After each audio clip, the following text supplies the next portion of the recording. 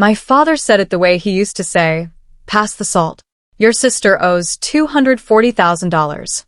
And you're going to pay it." Not a question. Not even really a statement addressed to me.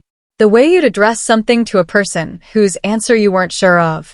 It was a verdict delivered to someone who had already been convicted in a room they weren't invited into. I was just there to be informed. It was a Sunday afternoon in January. The kind of January that Indianapolis does, without apology, flat and gray and cold, in a way that doesn't bite you so much as just press down on everything steadily like it has all the time in the world. My parents' kitchen smelled like the pot roast my mother had made for a lunch none of us had eaten. The food was still on the stove. My coat was still on. I had been in the house for 11 minutes. My father sat across from me at the table. My mother sat at the end of it, closer to him than to me. Her hands were in her lap, both of them, and she was looking at them the way you look at something that tells you what you need to know, but that you're hoping if you keep looking will somehow say something different. I noticed that about her hands. I filed it away. I would come back to it later. Kayla's business failed. My father continued. There are creditors. There are accounts. Some of them have your name on them from when you co-signed that loan 4 years ago. He paused. Not the pause of someone uncertain. The pause of someone who has organized his points in advance and is moving through them. The way I see it, this is a family matter. We handle it as a family. You pay it. We put it behind us. And that's the end of it. I looked at him. Then I looked at my mother. She was still looking at her hands. I said, "How long have you known?" My father's jaw tightened. He said, "That's not the point right now. It's the point I'm asking about." He said, "Megan, just my name." The way parents say your name when they're deciding whether to engage or to simply repeat the thing they already said. My mother did not move. I said, "How long, Mom?" She finally looked up. There was something in her face that was not quite guilt and not quite fear, but that lived in the same neighborhood as both of them. She opened her mouth. Then she closed it. She looked at my father. That was all I needed. I had been in a lot of difficult conversations in my 34 years. I had sat across from managers who told me the project had gone wrong. Across from doctors who told me things I did not want to hear. Across from friends who had finally decided to say the hard thing they'd been carrying for months. You learn to read what a room is actually doing versus what it says it's doing. This room was not having a difficult conversation. This room had already made a decision about me, in my absence, and had invited me over to be told. My father said, "You're going to pay it or you're no longer our child." That's where we are. There are moments in your life where you expect yourself to do one thing, and then you do something else entirely. I had imagined, in a general way, that if someone ever said something like that to me, I would cry or argue or say all the things I had been holding back for years. I had imagined volume and tears and the particular exhaustion of trying to make someone understand something they have already decided not to understand. I did not do any of that. I looked at my father, then at my mother. She had gone back to looking at her hands. I said, "Then I'm not." I stood up. I got my keys from the table. I picked up my coat, which I had never taken off, and which now struck me as a kind of accidental wisdom. I walked out of the kitchen, through the living room, past the family photos on the wall, Kayla's school portrait, my school portrait, the four of us at some Christmas I couldn't place, and out the front door. I did not slam it. There was no satisfaction in slamming it. The drive home took 14 minutes on a Sunday afternoon. My hands were steady on the wheel, which surprised me. The radio was off. The heater clicked on when I started the car, and then slowly found its rhythm, and I drove through the gray Indianapolis streets, thinking about nothing in particular, which is sometimes what the brain does when it is absorbing something too large to process, while also navigating traffic. I got inside my condo. I hung up my coat. I went to the kitchen and stood at the counter for a moment, without turning on any lights. And then I sat down on the kitchen floor with my back against the cabinet, and I cried for 12 minutes. I know it was 12 minutes because I was watching the clock on the microwave from where I sat. I'm not sure why. I think I needed something to measure. When the 12 minutes were up, I got off the floor. I washed my face at the kitchen sink. I made a cup of coffee, which was not something I actually wanted, but which gave my hand something to do. Then I sat down at my kitchen table. My kitchen table, not my parents'. not a place where verdicts were handed down to me. Opened my laptop and typed 2 words into the search bar. Credit report. The results came back in seconds. I had a monitoring service. I had always had a monitoring service, because I had always been the kind of person who paid attention to things like that. I clicked through to my full report. The system pulled the data. The number at the top of the page stopped me. I set down my coffee cup. Carefully. The way you set something down when you don't quite trust your hands. It was not the number I expected. It was not, in fact, a number I could have expected. It was not a number that happened by accident, or by the ordinary attrition of a difficult year, or by any single cause a person could point to and say, that, right there, that is what did this. This was a different kind of number. I stared at it for a long time. Then I picked up my phone and called Diane. The number at the top of the credit report was 193 points lower than it had been 3 months ago. 193 points. In 3 months. That is not a number that accumulates. That is not the gradual erosion of a late payment here. A high balance there. The ordinary friction of a busy life. A credit score does not drop 193 points because you forgot to pay a parking ticket. It drops that way because something has gone wrong at a structural level. Something foundational. Something that a single cause cannot explain. I poured the coffee I had made down the drain and started a new pot. Then I sat back down with my laptop and began going through the report line by line.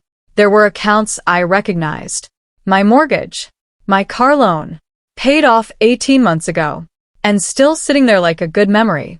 2 credit cards I had opened myself. Both with low balances because I had always paid more than the minimum. Always. Because that was the kind of person I was, the kind of person who read the statements, who tracked the balances, who knew where her money went and why. Then there were accounts I did not recognize. The first was a business line of credit. The institution's name was unfamiliar. The balance was listed at $87,000. I looked at the opening date 3 years ago. My SSN was listed as primary borrower. I sat very still. I thought about 4 years ago. The living room of my parents' house, which smells like the same carpet cleaner it has smelled like since 1994. Kayla sitting across from me, her hair done. Her energy, the particular kind of brightness she could turn on when she wanted something. The kind that made you feel like you were the only person in the room who mattered. She had printed out a business plan. 18 pages, spiral bound. There was a logo. A spa, she said. In Broad Ripple, which is the part of Indianapolis where the young and optimistic go to open things. She had already found a space. She had already talked to a contractor. What she did not have was a credit history sufficient to get a business loan.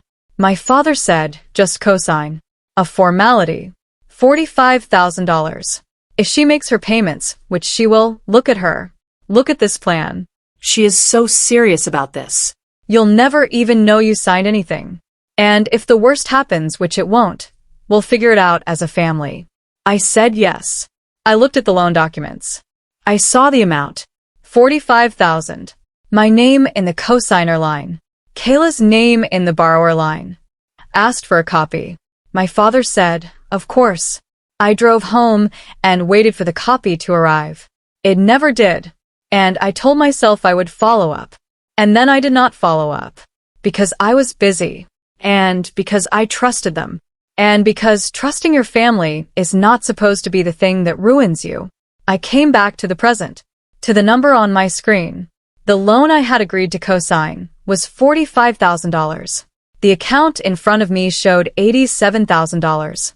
A refinancing I had never authorized. Documents I had never signed. Or had not knowingly signed. Or, and here was where the thought became something I was not quite ready to complete, had not signed at all. I scrolled down. A second account. Another institution. Business line of credit. Balance. Balance. $61,000. My SSN listed as primary borrower. No record of Kayla's name anywhere in the summary. Opening date. 2.5 years ago. A third. $34,000. Same profile. Then a personal credit card. The kind that sends you a card in a standard envelope and requires nothing more than a name, an address, a date of birth, a social security number. all of which my sister had. All of which she had acquired in the most ordinary way possible by being my sister. Balance on the card. $58,000. The card had been open for 2 years. I had never held it in my hands. I had never activated it. I had never in any moment I could locate in my memory agreed to it. I added the numbers. Then I added them again. I am a marketing manager by profession. Not an accountant, but I can add. The total came to the same place both times. $240,000. I sat at my kitchen table in the dark for a while. I did not turn on the lights.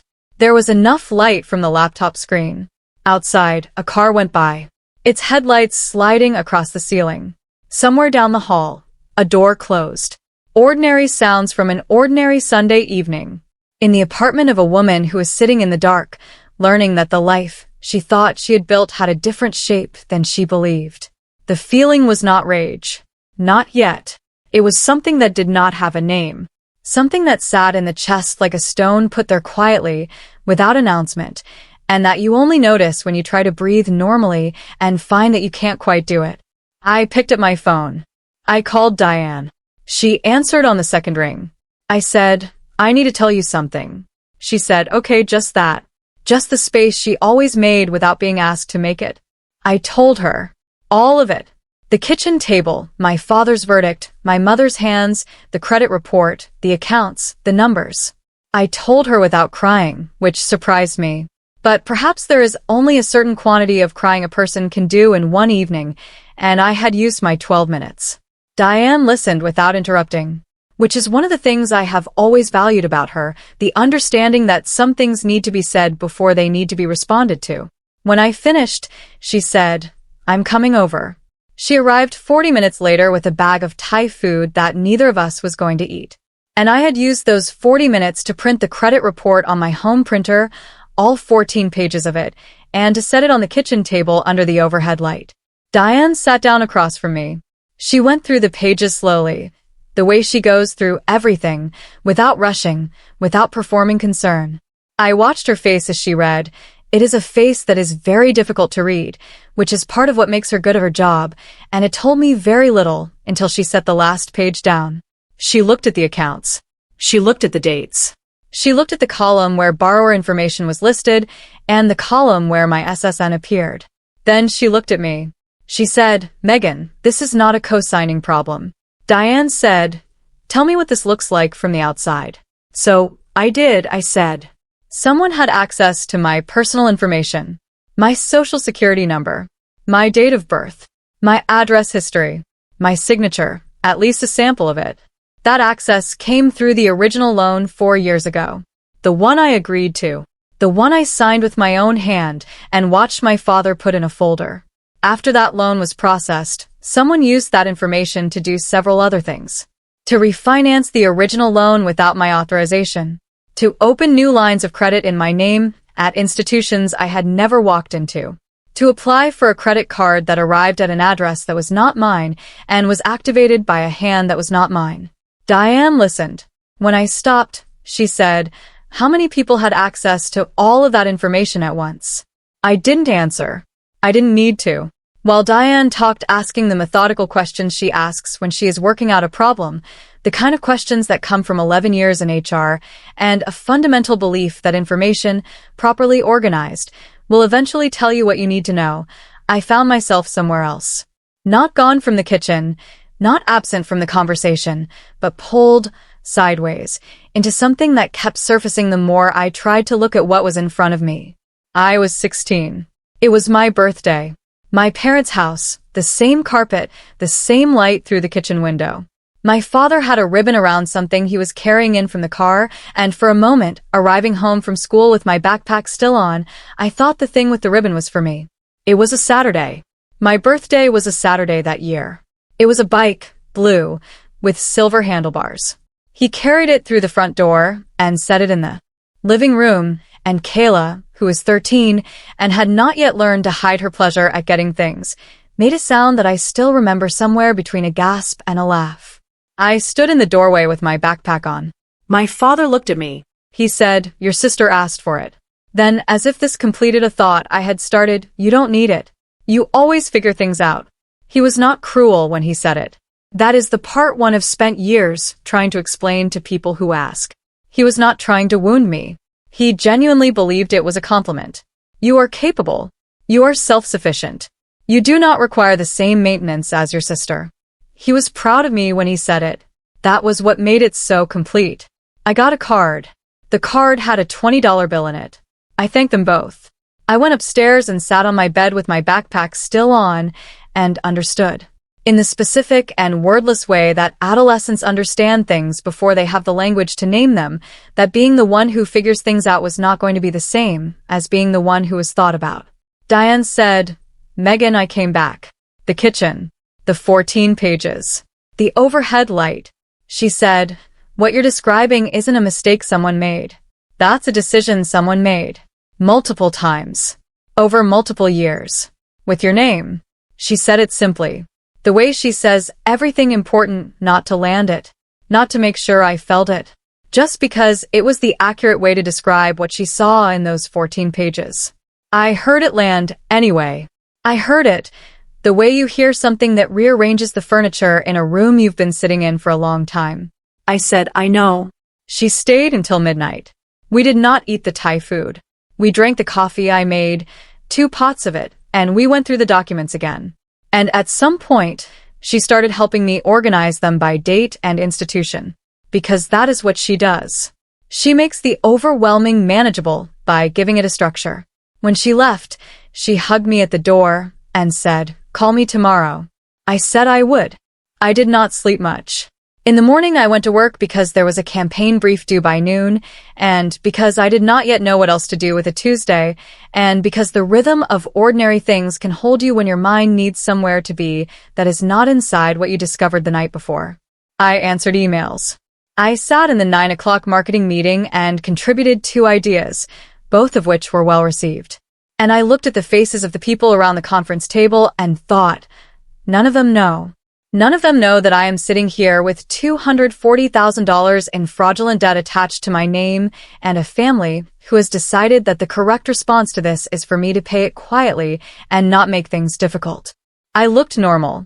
I have always been very good at looking normal. After the meeting, I made a call from my car in the parking garage. I had found the name of a consumer fraud attorney the night before, while Diane and I were organizing the documents. I had written the number on a sticky note and put it in my coat pocket and tried not to think about what calling it would mean. I called it. A woman answered. I said I needed an appointment as soon as possible. She said Thursday at 2. I said, I'll be there.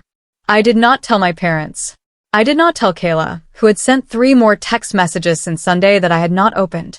I put my phone in the glove compartment and went back inside and finished the campaign brief. On Thursday, the attorney's name was Barrett. He had an office on Meridian Street with a window that looked out over a parking lot and a desk that was covered in a way that suggested he was a person who knew where everything was, even if no one else could tell. He reviewed the documents I brought in a green folder, all 14 pages, organized by Diane's system, with the dates highlighted. He did not rush. He did not ask unnecessary questions. When he finished, he set the pages down and folded his hands on the desk. He said, some of these signatures are forgeries. He said it the first time and then, a moment later, without drama, as if making sure the word had been received. Forgeries. He let that sit. Then he said, there's enough here to file a criminal complaint. But I need you to understand something before we talk about next steps. He looked at me steadily. The way people look at you when what they are about to say is not something they want you to miss. Once we file, you cannot take it back. My father called 3 times on Tuesday. My sister called 4 times on Wednesday. And then, when I didn't answer, sent a text that said, I know you're upset, but please just call me back. We can figure this out. I read the text in the parking garage after work, standing between my car and the car next to it. And then I put my phone face down in my bag and drove home. I was not ignoring them out of anger. Or not only out of anger, I was ignoring them because I was working. Barrett had given me a list of what he needed. Every piece of paper related to the original loan 4 years ago. Every statement I could access for the fraudulent accounts. Any written or text communication from family members referencing the debt or the accounts. And a written timeline of everything I could remember, in order with dates where I had them. I spent Tuesday and Wednesday evenings at my kitchen table with the 14 pages and a legal pad and my laptop, building the file Barrett had asked for. Diane came over on Tuesday and helped me organize the statements into chronological order, and she did not say anything that wasn't useful, which is one of the reasons I have kept her in my life for 7 years. The file grew. The more I organized it, the more it told me. Not in ways I hadn't suspected. I had suspected all of it by now, but in the specific, irrefutable way that documentation tells you things. Dates. Amounts. Addresses. The address of record on the fraudulent credit card was my parents' house. The phone number of record on the refinance loan was a number I didn't recognize, but that I would later learn was a prepaid phone. The signature on the refinancing application was mine, in the general way that a copy of a thing is the thing close enough to pass a cursory review, different enough, once you knew to look, that a trained eye would see it immediately. Barrett had seen it immediately. He had used the word twice. On Wednesday evening, at 20 minutes past 6, my building's intercom buzzed. I almost didn't answer it. Then I looked at the camera screen and saw my mother in the lobby, in her winter coat, her handbag over her arm, her face doing the thing it does when she is trying to look composed and is not quite managing it. I pressed the button. I said, "Come up." I opened the door before she knocked. She stepped inside and looked around my apartment the way she always does when she visits. A quick scan that I think is genuinely unconscious, checking that everything is clean, that there are no signs of disorder. There were, however, 14 pages of credit report and a legal pad with 2 days of notes on my kitchen table, and her eyes went there and stayed there for a moment before she looked at me. She said, "Can we sit down?" We sat. She sat where Diane had sat. I sat across from her.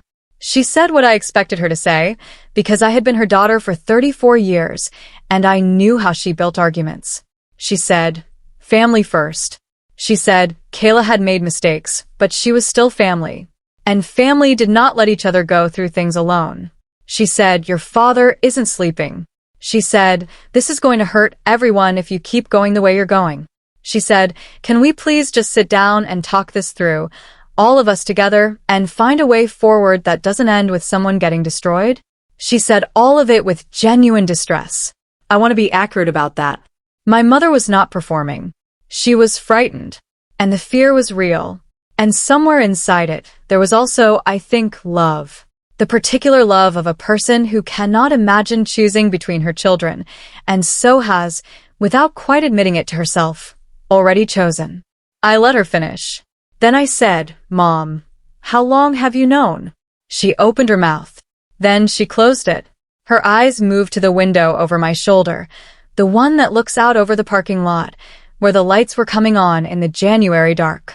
She was looking for something out there. "I don't think she found it," I said. "Not about the original loan." "I know you knew about that." "I mean the rest of it, the refinancing, the other accounts, how long?" Her hands, which had been folded on the table, came apart. She pressed one of them flat against the wood, and then the other. Her face was doing something complicated, and I watched it.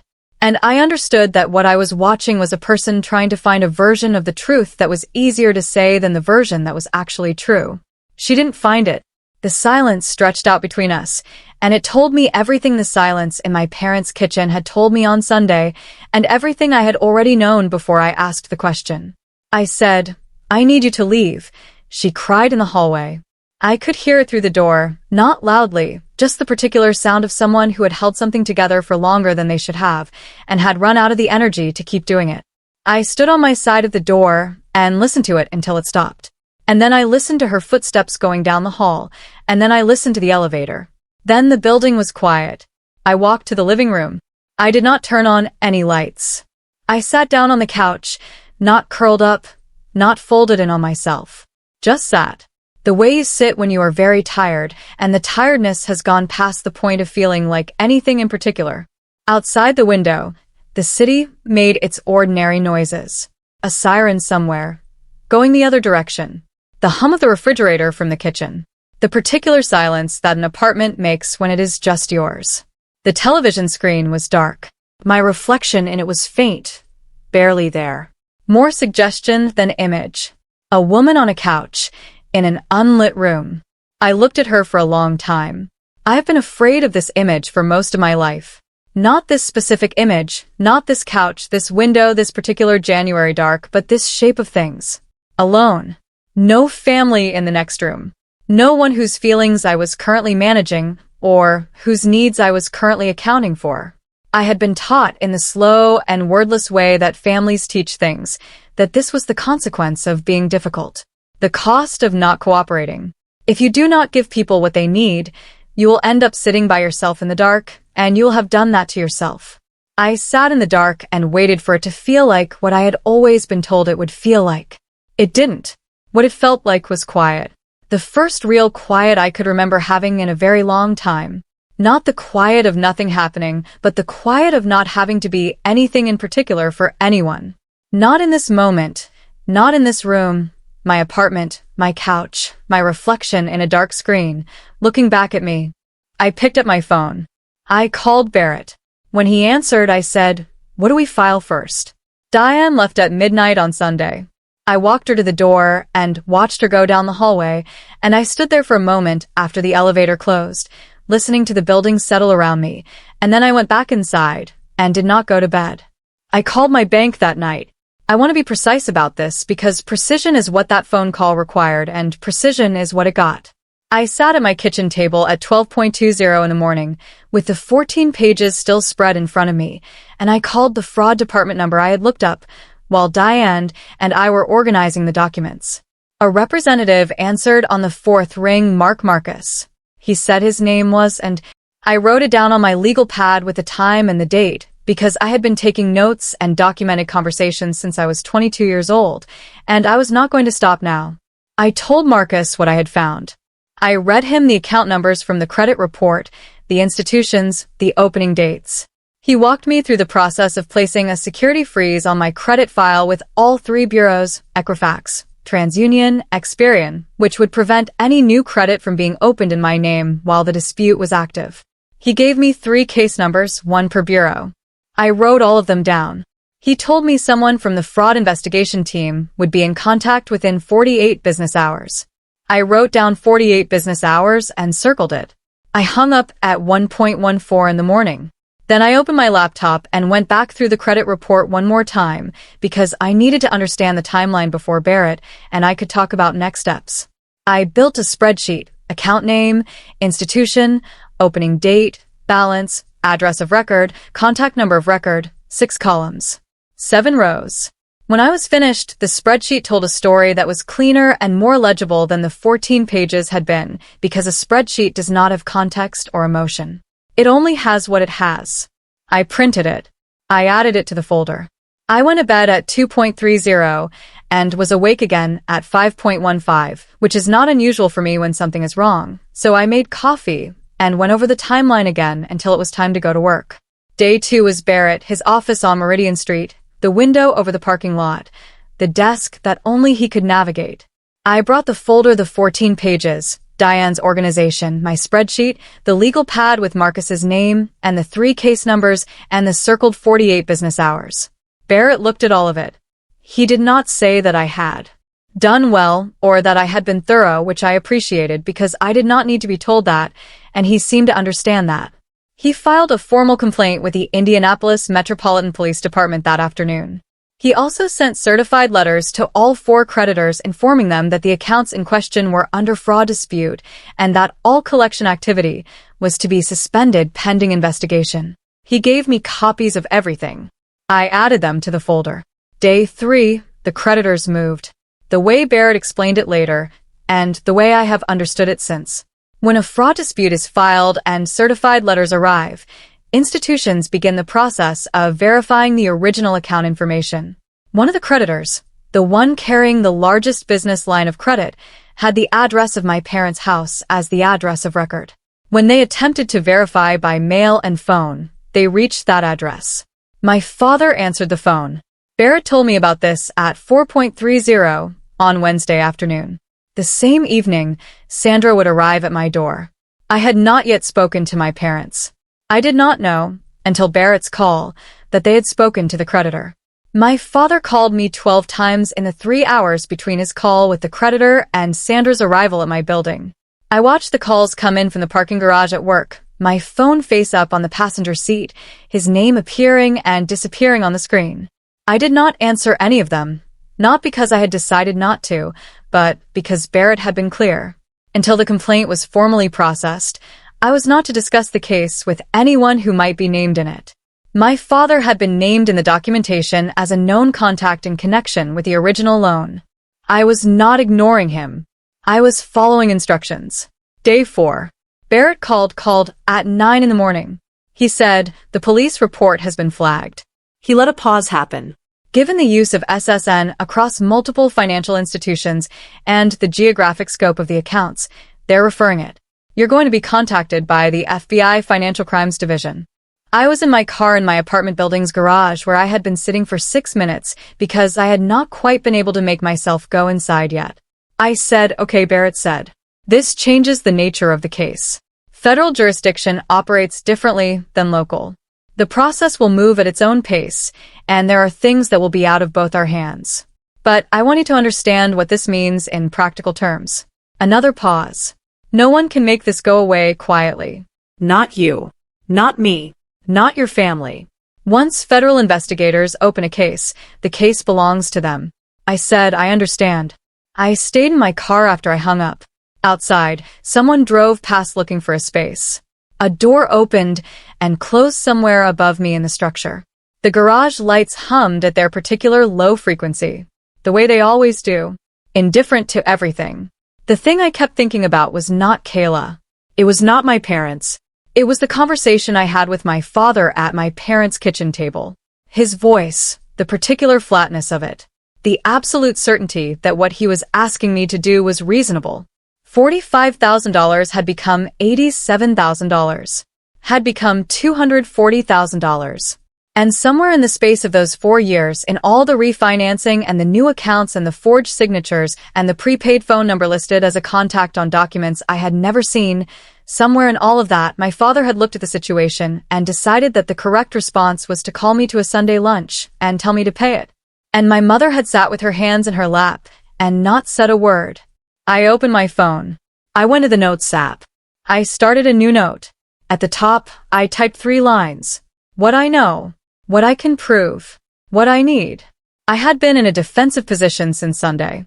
Discovering, documenting, waiting for other people to make their next move. That was over now. I had a case number. I had a federal referral. I had a folder with 14 pages and a spreadsheet and 3 certified letters and the name Marcus and 48 business hours circled in ink. I was not reacting anymore. That evening, at 6:47, my phone rang. A number I didn't recognize. Indianapolis area code. But not a number in my contacts. I answered it. A voice said, "Is this Megan Carter?" I said yes. She said, "This is Special Agent Torres, FBI Financial Crimes. I'd like to schedule a time to talk." Day 5. The FBI field office in Indianapolis is on North Pennsylvania Street. In a building that is deliberately unremarkable, the kind of building designed to look like it could be anything, which is itself a kind of statement. I had never been inside one before. I sat in a waiting area with a row of chairs bolted to the wall and a window at the reception desk made of glass thick enough that I could see the shape of the woman behind it, but not her expression. And I thought about how many people had sat in this same row of chairs waiting for conversations they had not expected to be having. Torres came out at 2 minutes past the appointment time, which I noted not because it mattered, but because I was still noting everything. She was shorter than I had expected from her voice, with a kind of precise posture that comes from years of moving through spaces where you need to be taken seriously. She shook my hand. She led me back to a room that had a table and 2 chairs and nothing on the walls. The meeting was 40 minutes. I will not reconstruct all of it because most of it was procedural, what the investigation would involve, what timeline was realistic, what I should and should not say publicly about the case while it was active. Torres did not make promises. She gave me a case number, a direct line, and a folder of information about what to expect when a federal fraud investigation proceeds. She spoke the way people speak when they have had this conversation many times, and understand that clarity is a form of respect. At the end of it, I asked, what do I need to do to support the investigation? She told me. I took notes. I have asked for help throughout my professional life, asked for resources, asked for extensions, asked for input on problems I couldn't solve alone. But there is a particular texture to asking for help with something that is happening to you, personally, something that has to do with who you are and what has been done to your name. I had always found that kind of asking difficult. It required admitting that you had been in a position to be harmed. It required letting someone else see the size of what had happened. I asked anyway, Torres answered. I left with the folder under my arm and drove back to the office and made it in time for a 3 o'clock call.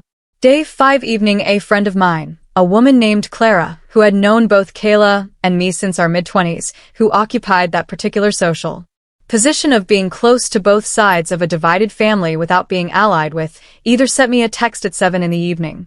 It said, Kayla asked me to reach out. She's really scared. She wants to talk to you. She says it's all a misunderstanding and she needs a chance to explain. I read it twice. Then I put my phone down and made dinner. I did not respond to Clara. I did not respond to Kayla, whose name I had not seen in the text, but whose voice I could hear in every word of it, the particular framing of all a misunderstanding and a chance to explain, and especially really scared, which is the vocabulary of someone who has learned that vulnerability, performed at the right moment, is its own kind of leverage. I ate dinner. I washed the dish. I went to bed at a reasonable hour, and slept better than I had since Sunday. Day 6. My father called at 10 in the morning. I almost didn't answer. Then I did, because I wanted to hear what his voice sounded like on the other side of 5 days. It was different. The word I keep coming back to is smaller, not in volume, but in weight. The quality of certainty that had been in it on Sunday, the flatness of a man delivering information he considered settled, was gone. What was in its place was something I did not have a name for immediately. It took me a few seconds of listening to identify it. He said, Megan, I'd like for us to meet and talk this through. As a family. Just a talk, I said. There's nothing to talk through, Dad. The process is moving. He said, please. One word. I had heard my father say, please many times over the course of my life at dinner tables, in hardware stores, in conversations with strangers where courtesy required it. I do not think I had ever heard him say it to me the way he said it that morning. Not as a courtesy. As a request from a person who understood that the answer might be no, I said, I'll let Barrett know you reached out. I hung up. Barrett sent a certified letter to Kayla at her home address that afternoon. The letter was 2 pages. Its essential content was simple. She was not to contact Megan Carter directly or indirectly, not to contact Megan's employer, and not to contact any financial institution that Megan had a relationship with. Pending the resolution of the federal investigation, violation of the terms of the letter would be documented and reported. Barrett sent me a copy. I added it to the folder. Day 7 morning. Kayla had been making minimum payments on the fraudulent accounts through a separate bank account that was in her own name, a fact Barrett's review of the original creditor documents had surfaced. When the accounts were flagged as disputed and frozen, the automatic payments she had set up stopped processing. 3 accounts went simultaneously delinquent that morning, the first business day after the freeze fully cleared. Delinquency notifications went to the addresses of record for each account. 2 of those addresses were my parents' house. I learned about this from Barrett, who learned it from a creditor liaison who called his office to ask about the status of the dispute. By the time Barrett relayed it to me, my father had already called me twice more that morning. I had not answered. I called Diane instead. She answered in the middle of what sounded like her lunch break, a background of other people's conversations and the particular ambient noise of a downtown restaurant. She said, "How are you doing?" Actually. It is the actually that matters when Diane asks that question. She is distinguishing between the version of the answer that is meant for general consumption and the version that is true. I thought about it for a moment, which is the correct response to an actually question. I said, "I'm okay. I think I'm okay." She said, "Yeah?" I said, "Yeah." There was a pause in which I could hear her doing something with a fork. She said, "Good." That was all. We talked for another 10 minutes about something unrelated, a reorganization at her company, a television show she had started watching. When we hung up, I sat for a moment in my car, in the parking garage where I had taken the call, and I held on to that good for a moment, the uncomplicated weight of it, before I went back inside. Day 7 afternoon. I was at my desk finishing a media plan when my phone buzzed with a notification from my building's front desk. I had set it up years ago, a text alert whenever someone was in the lobby asking to come up. It was a convenience feature I had never thought much about. I thought about it now. The notification said there were visitors asking for my unit. I called the desk. The attendant, a college student named Jerome, who worked Mondays and Thursdays and who had always been polite in the way of someone who has decided that politeness costs him nothing, told me there were 5 people in the lobby. 5, I said. Can you describe them? He did. An older man, an older woman, a younger woman who had been crying, a man with the younger woman who was holding her arm, an older woman different from the first who had said she was there to help. I knew all 5 of them, I said. Send them up. I opened the door before they knocked. They were standing in the hallway in the configuration that people stand in when they have arrived somewhere together but are not entirely sure they should have Kayla at the front, Derek just behind her with one hand at the small of her back, my father to the left, my mother behind him, and Aunt Patricia at the edge of the group, the way people stand when they have come to help and are already regretting it. 5 people in the hallway of a building they had never been to, in a city they only visited when the occasion required it, in January, at a time of day when none of them would otherwise be here. I looked at them. They looked at me. I did not move out of the doorway. I did not say, "Come in." Not immediately. And no one moved forward.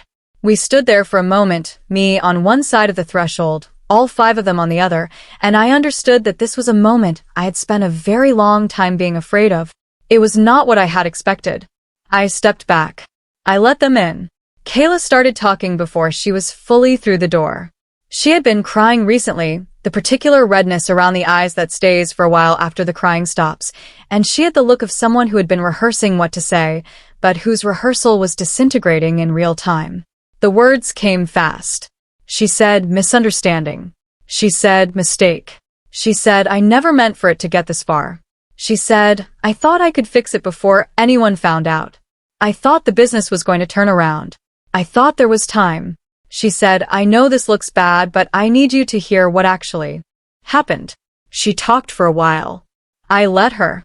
My Aunt Patricia said, when Kayla paused for breath, "What we're all hoping is that we can sit down and work through this together.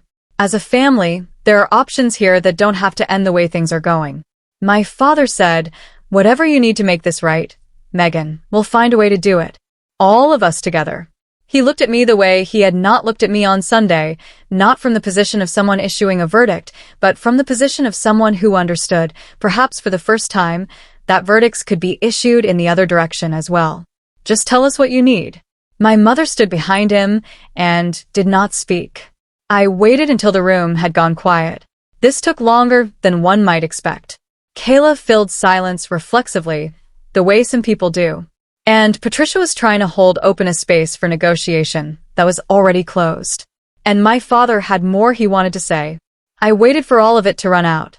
When it did, I said, "I'm going to tell you something, and I need you to hear it clearly." The hallway, they were all still standing. None of them had sat down. I had not offered them anywhere to sit when quiet. I said, 3 days ago, the case was referred to the FBI Financial Crimes Division. I have already met with an agent. I have already provided all of my documentation. The case has a federal case number and a federal investigator assigned to it. Kayla made a sound. I continued, "A federal fraud investigation is not a personal dispute. It does not work the way this is working right now. With 5 people in a hallway asking me to reconsider, the decision about how to proceed doesn't belong to me anymore. It belongs to the federal system. I cannot call Agent Torres and tell her I've changed my mind, because that's not how federal investigations work, and because I haven't changed my mind." I paused. Let that land. "Too late," I said, "is not a threat. It is a fact. What happened next happened in stages. The way things collapse when they have been held up for a long time by a structure that was never as solid as it appeared." Kayla sat down on my hallway floor. Not dramatically, not a collapse so much as a giving way. The way a person sits down when their legs have simply stopped cooperating. Derek went down with her, one knee on the floor, his hand on her back. She made the sound I had heard through the door on Wednesday evening when Sandra had stood in the same hallway and cried, but different. Sandra's crying had been the sound of someone who had held something together and run out of energy. Kayla's was something roar, the sound of someone who had been running hard for 4 years and had hit a wall and was now on the other side of the wall with nothing left to run on. My father sat down, not on the floor. At first he leaned against the wall, and then his legs went the way Kayla's had, and he sat down on the floor of my hallway with his back against the wall and his face in his hands. He was 63 years old. He had worked in the same manufacturing facility for 27 years before it closed. He had built a deck on the back of their house with his own hands over the summer I was 12. I had never in my life seen him sit on a floor. Patricia said something. I don't remember what it was. It was the kind of thing people say when they have run out of the language for what is actually happening. Then my mother spoke. She was still standing. Her hands, which had been at her sides, moved not to reach for anyone, just to move. The way hands move when the person they belong to is trying to find the right shape for what they're about to say. She looked at me. Just me. Not at my father or Kayla or Patricia, and her voice was very quiet. She said, "I should have told you. 2 years ago, when I found out about the refinancing, I knew it wasn't right. I knew what she had done, and I told myself it wasn't that serious. I told myself she was going to pay it back. I told myself she stopped. Started again, more slowly. I should have told you." I'm sorry. I looked at my mother. I believed her. I want to be precise about that because I think it matters. I believed that she was sorry. I believed that she had known and had chosen not to tell me and had spent 2 years living with that choice, and that the sorry she was saying now was not a performance. It was real. It did not change anything. I said, "I know." Then I said, "I need you all to go now." No one argued. That was the thing I had not anticipated, that when it came to it, with the case number and the federal referral and the folder Barrett had built and the sound of Kayla on my floor, there would be nothing left to argue with. Patricia helped Kayla up. Derek kept his hand on her back. My father got to his feet slowly, with the deliberateness of someone whose body has become heavier in the last 10 minutes. My mother looked at me once more briefly, and then looked away. They went into the hallway. I waited until they were all through the door, and then I said nothing further, and I closed it. I stood on my side of the door in the quiet. Then I slid down until I was sitting on the floor, back against the door, the way I had sat on my kitchen floor 7 days ago after driving home from my parents' house with steady hands and a chest that hadn't yet understood what had just happened. 7 days ago, I had sat on that floor and cried for 12 minutes and watched the clock. I did not cry this time. I sat in the quiet and breathed. And the quiet was the same quiet it had been all week, mine. Just mine. The quiet of an apartment where the only person whose feelings I was accountable for was the person sitting on the floor. I stayed there for a while. Then I got up. 6 months later, I can tell you how it ended. Or how it ended so far, which is the more accurate way to say it. Because some things do not have endings so much as they have the point at which you stop looking at them every day. Kayla pled guilty to 2 federal fraud charges. The original complaint had named 5. The plea agreement brought it down to 2, which is how plea agreements tend to work, which Barrett had explained to me in advance, so that I would not experience it as a defeat when it happened. It was not a defeat. It was the system that no one is entirely satisfied with, and everyone can live with. The fraudulent accounts were discharged from my name over the course of 4 months. This required more documentation than I had imagined. Possible letters, affidavits, certified mail to 7 different institutions, a form that had to be notarized and then submitted to 2 different agencies, and a follow-up process that Barrett managed with the same organized patience he brought to everything. When it was finally complete, my credit score was 11 points higher than it had been before any of this started. I find that fact absurd in the way that only true things can be. My parents still live in the house in Indianapolis where I grew up, in the same neighborhood, on the same street. I speak to them, not often, not at length, not with the ease that I think I once hoped would eventually develop between us if I just kept showing up and being reliable and giving them enough time to see me properly. That ease did not develop. I have stopped waiting for it.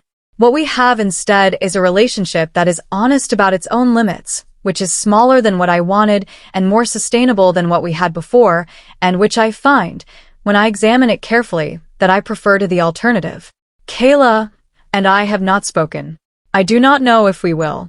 I carry that open question the way you carry something that belongs to a future version of yourself, not refusing to look at it, not avoiding it, just understanding that the answer is not available yet, and that requiring it prematurely would only produce a false one.